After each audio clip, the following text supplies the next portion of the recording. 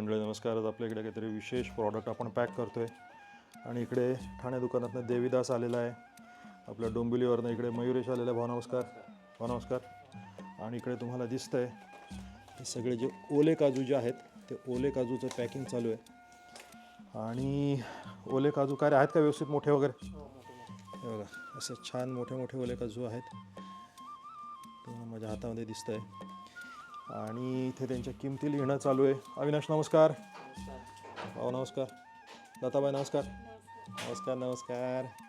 तर इकडे तुम्हाला दिसतंय बघा, इकडे वेगवेगळ्या प्रकारचं आपण हाताने लिहितोय.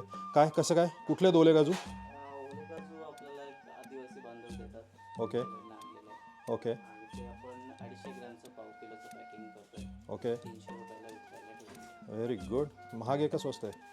नाही, मार्केट प्रमाणेच आहे. छान धन्यवाद. सो मंडळी तुम्हाला हे सगळं आपले जे प्रॉडक्ट्स आहेत ते आपल्याला तिन्ही दुकानामध्ये मिळतील. आपलं ठाणे दुकान, डोंबिवली दुकान आणि दादरचं दुकान.